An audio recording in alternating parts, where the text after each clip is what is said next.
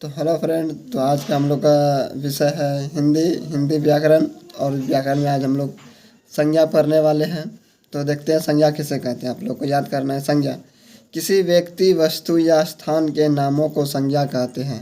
कहने का मतलब यह कोई भी व्यक्ति और कोई भी वस्तु और कोई भी स्थान रहे, भागलपुर, दिल्ली, हरियाणा, गुजरात, मुंबई, और कोई भी वस्तु रहे, कॉपी, कलम, किताब, पेन, और कोई भी व्यक्ति, किसी का भी नाम रहे, कोई भी नाम रहे, वही कह रहा है। किसी व्यक्ति, वस्तु या स्थान के नामों को संज्ञा कहते हैं। अर्थात आपको जितने भी चीज़ दिखाई दे रही है उस सब क्या है? संज्ञा है। समझ में आ गया? उसके बाद कह रहा है अर्थ के विचार से संज्ञा के 5 भेद हैं। अर्थ के विचार से संज्ञा के 5 भेद हैं। पहला है व्यक्तिवाचक, दूसरा जातिवाचक, तीसरा भाववाचक, चौथा समूहवाचक और पांचवा द्रव्यवाचक संज्ञा। तो पहला है व्यक्तिवाचक संज्ञा। व्यक्तिवाचक संज्ञा आप ध्यान से सुनिएगा, किसे कहते हैं व्यक्तिवाचक संज्ञा? कहता है जिस शब्द से किसी एक व्यक्ति या वस्तु का बोध होता है। कहता है जिस शब्द से एक व्यक्ति, मात्र एक का बोध और एक ही वस्तु का बोध हो, उसे व्यक्तिवाचक संज्ञा कहते हैं। जैसे राम कहने से एक राम का बोध हुआ, मोहन कहने से एक मोहन का बोध हुआ, कृष्ण कहने से कृष्ण का बोध हुआ। ये राम, मोहन, कृष्ण के अलावा अगर आपका जो भी नाम है, अगर वो नाम बोलेंगे तो वो भी एक ही वस्तु का बोध हुआ। जैसे मेरा नाम है संजीव, तो वैसे संजीव कहने से एक का ही बोध हुआ। अगर वही बोल देंगे बालक, तो बालक बहुत सारा होता है। लड़का बोल देंगे तो बहुत सारा लड़का होता है, सिर्फ हम ही लड़का नहीं है, इसीलिए नाम है। उसके बाद जगह, वस्तु का नाम ताजमहल। क्या ताजमहल 2 गो है? नहीं, एक है। जो एक है वो व्यक्तिवाचक संज्ञा है। दूसरा दिल्ली, क्या दिल्ली 2 गो है? एक है, इसलिए दिल्ली, हिमालय, गंगा इत्यादि, ये सब क्या है? व्यक्तिवाचक संज्ञा। और हम लोग दूसरा आता है जातिवाचक संज्ञा। कहता है जिस संज्ञा से किसी जाति के संपूर्ण पदार्थों का बोध हो।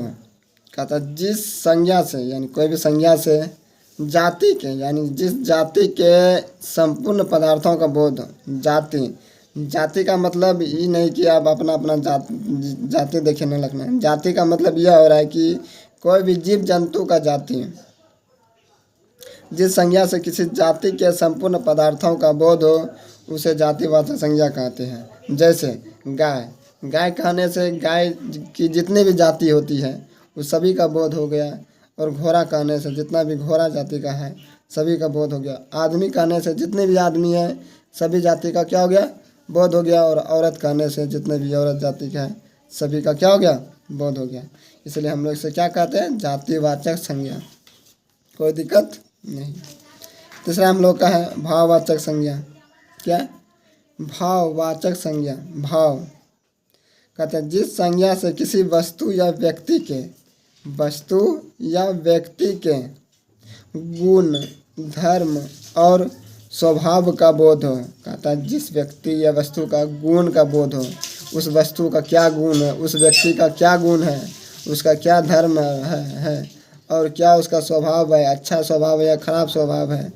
कहता है जिस संज्ञा से किसी वस्तु या व्यक्ति के गुण, धर्म और स्वभाव का बोध हो उसे भाववाचक संज्ञा कहते हैं। जैसे व्यक्ति का भाव है, क्या वह बुढ़ापा है, या फिर वह चतुराई, बहुत चतुर है, वह मिठास है, लड़कपन है, दया है, लिखावट है, मित्रता है, सर्दी है इत्यादि है।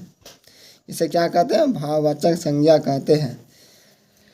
लड़कपन, उसके बाद नोट में दिया गया, अगर लास्ट में आई, ता, वट, हट, पन, पा आदि को शब्दों में लाकर भाववाचक संज्ञा बनाए जा सकते हैं।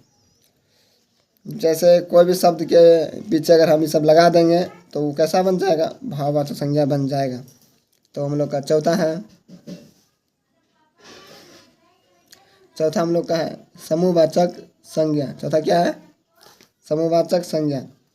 जिस शब्द से समूह या झुंड का बोध हो, समूह या झुंड का बोध हो उसे समूहवाचक संज्ञा कहते हैं। क्या कहते हैं? समूहवाचक संज्ञा कहते हैं। जिस शब्द से समूह या झुंड का बोध हो उसे समूहवाचक संज्ञा कहते हैं। अब समूहवाचक संज्ञा जैसे सभा, मेला, भीड़ इत्यादि।